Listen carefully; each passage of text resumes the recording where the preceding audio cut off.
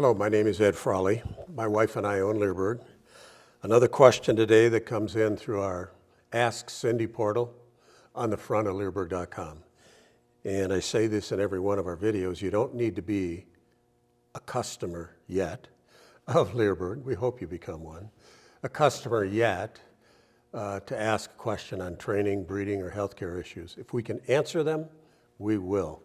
This is a good question because it concerns someone that has two male dogs, that are starting to show aggression when visitors come over to the house. And I'll read the question and then we'll go into some ideas that may help them. Dear Cindy, we have two dogs, a 5-year-old Beagle mix and a 4-year-old Australian mix, which have been exhibiting increased aggressive behavior over the past 3 months. I'm not sure how to identify what type of aggression it is. Is it fear aggression, frustration aggression, or simply prey drive? And therefore, what type of training or counter conditioning would be the most suitable to help these dogs? I suspect it's fear aggression. However, I learned in one of your videos that if the dog will still accept food treats when it's in a state of fear aggression, it's probably not fear. Or when people, I think I misread it. But basically what she's saying is that she learned in one of our videos that when a dog is showing fear aggression, odds are it's not going to take food. And that's true. When you're scared, are you ever hungry and scared at the same time? Not very often. You're more concerned about what's making you afraid. But then, what is it? And how can I tell? Our dogs know their basic commands very well. But when we have visitors, we have to keep them on leash. Good idea. Absolutely a good idea. Even during the barking and the lunging. Probably a better idea when they're barking and lunging. And try to redirect them by doing training exercises like sit and down with rewards until they calm down. Okay, we'll talk about that in a minute. They do all the commands, they take the treats, but they're still not okay with these strangers that showed up. Which online course would you recommend for me? So, Cindy's got a good point here. For a diagnosis of this type of a problem, we would recommend that you try and find a local trainer near you that understands and deals with dog aggression.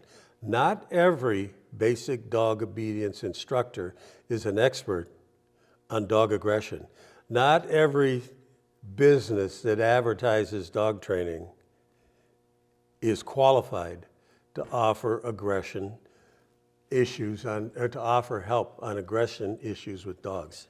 They may have an opinion, but the key there is to find somebody that has the experience to back up that opinion. That's really important. So this is one of the questions that's difficult or impossible for us to answer through a message and through an email. Cindy goes on to say that the dog's behavior and its body language, as well as us or someone seeing your handling skills and what you're doing with your dogs at that moment in time when they're barking and lunging, is an important part of them coming up with the right solution to try and help you.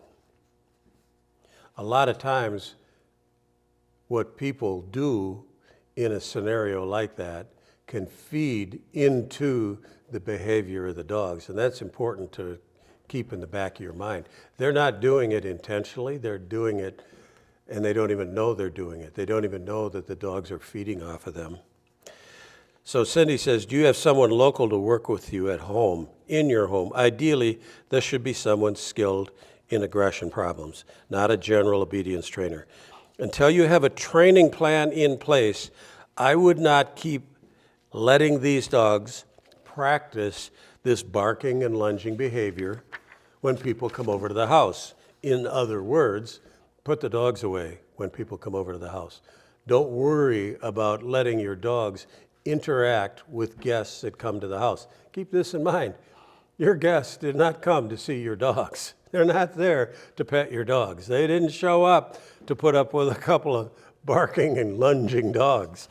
Put the dogs in a back room and separate them. Don't put them together, because a lot of times when you have two dogs like this, they've lived together forever, but you never know when they're going to get so stimulated that something triggers them and they end up having a dog fight. And then you have a real problem. You have more of a problem than barking and lunging. You have to figure out how to break up a dog fight without getting hurt. And I've got an article and a video. They're free. They're on our website. You can go and read that. But it's very important to understand that, like I said, people don't come to your house to meet and greet your dogs. So why should they have to put up with barking and lunging? They don't have to put them up. Put them in a dog crate, put them in another room, and separate them. Cindy goes on to say that based on your training plans, when you start to see that you are having some success, it's probably a good idea to have these dogs come out one at a time and on leash, if you feel it's that important. We personally don't feel it. It's important. People come to our house, they're not going to pet our dogs. In fact, people come to our house, even our little dogs, who are not reactive. Don't touch our dogs unless we ask you to. We put them away. We just don't want to have accidents. Nobody wants to have an accident, so why even let this happen? And she goes on to say, in other words, let the dogs become comfortable one-on-one when you have guests. And if it means, you could have, and we have friends that do this, have the little eye bolts screwed into the baseboard in their living room, and when they get their dogs, they'll clip them to the eye bolt on a leash, and they'll make them lay on a dog bed. Or they'll take the leash and wrap it around a piece of heavy furniture and make them lay down there.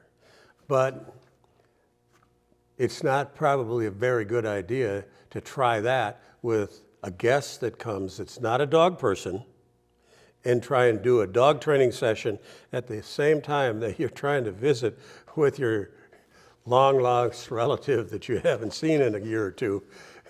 And they're going to be more interested in looking at that dog that wants to bite the crap out of them than they are to have a cup of coffee with you. It ain't going to happen. So you're better off if you can find a trainer to come and then practice that with the trainer. Get it to the point where, we think we got this knocked, let's introduce this. And the trainer comes, knocks at the door, you get your dog, you attach him over there, be it to the piece of furniture, to the eye bolt, put the dog in a dog bed, and then go and bring the trainer into the house and sit and have a little talk. And then when the dog gets up, it's up to you what level of interaction you do to put the dog back on the bed. We can't tell you, go over and crack the snot out of him. He might not need the snot corrected out of him. It might just mean, hey, get back in the bed. And that might be all you need. I always remember, you've got to deal with the dog that's sitting right there in front of you. There's no hard and fast rules that you do this, this, and this for these problems. That don't work like that. Cindy goes on to say here, trying to control two barking dogs that are lunging and trying to bite a guest is a very difficult thing to do. I guess it is, isn't it? Especially if you're not 100% sure why that dog is barking. She said, you may want to view our course on dealing with dominant and aggressive dogs that I just finished. It was one of the courses that I just finished a couple of months ago. I had done a course by the same name back in 2005, and in its day, it was okay, but I knew over the years that I had to go into a lot more detail on it. So there's a couple hundred videos in that course of me giving lectures on all the different scenarios and the possibilities of things that you can do as a trainer in those different scenarios. So you might want to consider that. And we also have a course that we did with Tyler Muto on reactivity in dogs. I would start, because I'm the instructor, I would start with the dealing with dominant aggressive dogs. And if that doesn't solve your problem, though, then look at our buddy Tyler's course on reactivity.